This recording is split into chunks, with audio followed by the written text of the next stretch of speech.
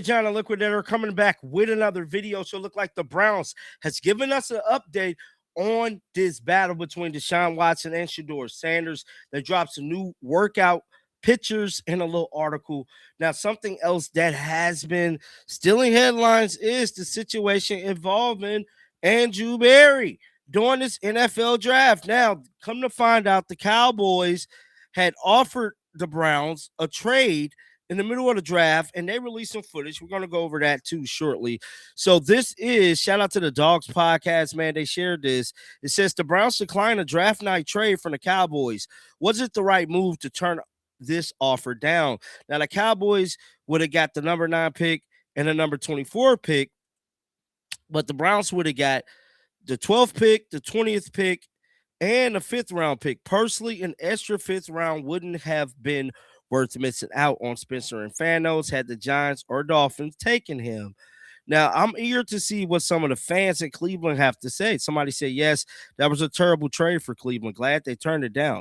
Somebody said, I get it from the Dallas perspective. We lost 3 spots, but then game 4, but the value at 9 is greater than a value at 20 plus a 5th. Somebody said it was a great move. The Browns was not getting anything in that trade. We had plenty of late rounds.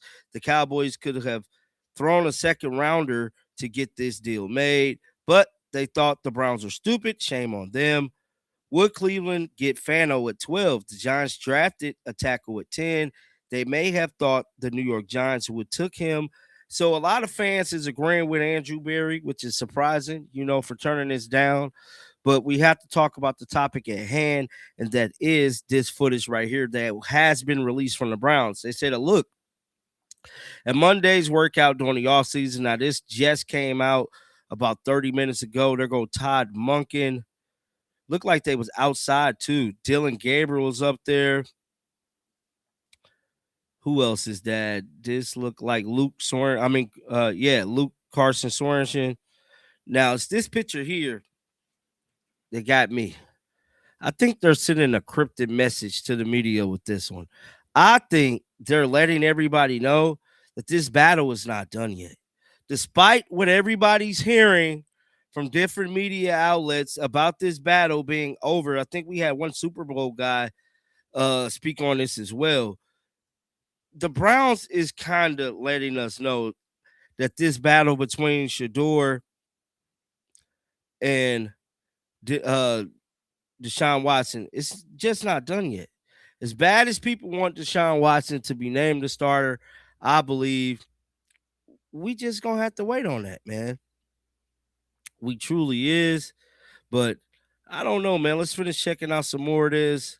There goes Shedeur Sanders by himself, looking great. They ain't had no pass on. Look like they still got him wearing that camera too. Now, I don't know if this was mandatory. Maybe it possibly is. I'm trying to see if Myles Garrett showed up to this. Because one of these is, mandatory minicamp stuff is starting to come up. And I've yet to see them post Myles Garrett. Now, we cannot shy away from that Myles Garrett conspiracy that the Browns are looking to trade him or free him up. But so far, there is no Myles Garrett in any of these photos.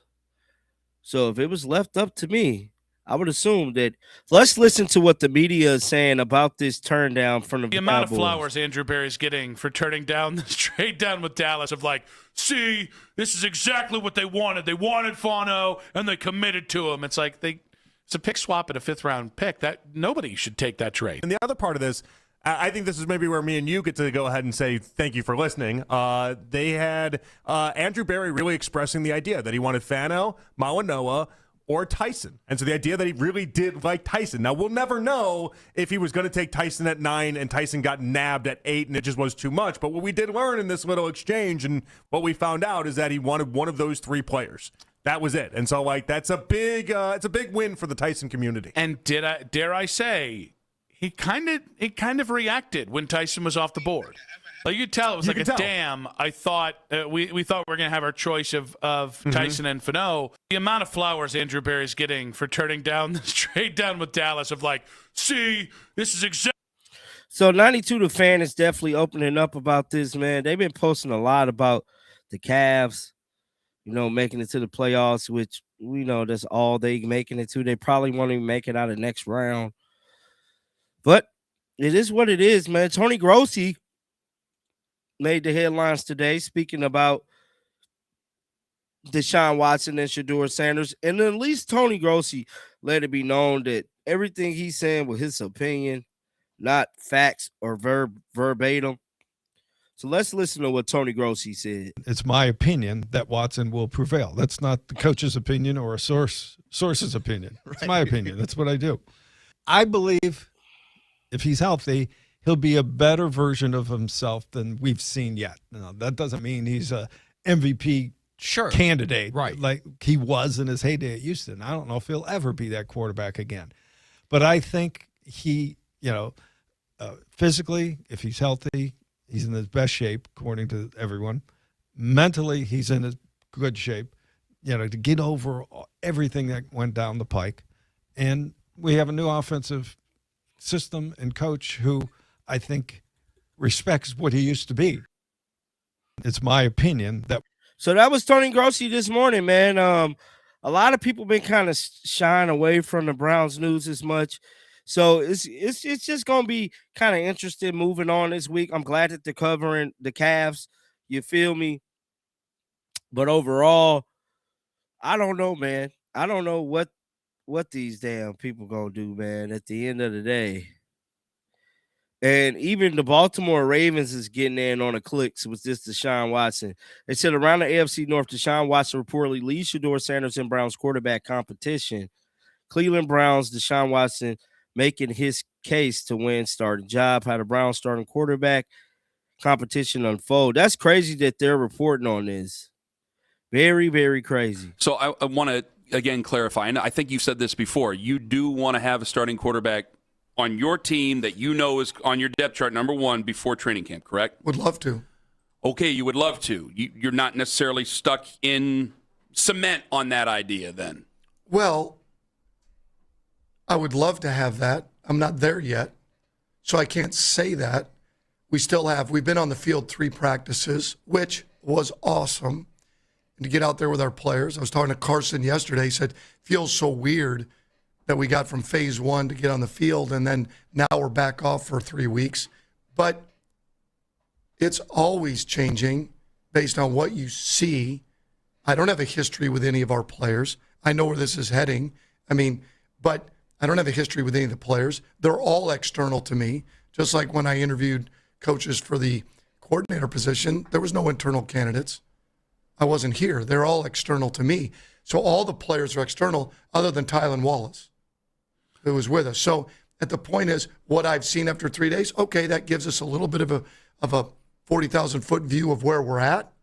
But that can change. Once we get back on the field for 4 weeks at the end of this spring, we'll have a better idea then. But there's only so many reps you get. You've got to start to target towards who's going to start opening day. And now that can still change. And that can change even if someone's getting 2/3 of the rep to someone getting 1/3 of the reps. Because you're still going to play preseason games. You're still going to want to see those guys at quarterback and see how they play. Bunking last week, man. I want to know y'all thoughts down in the comments section. And as more news come out, man, I'm going to try to piece some things together. But it's kind of a good thing that the Cleveland Browns really ain't letting the reporters drop as much. But until next time, man, shake the haters off.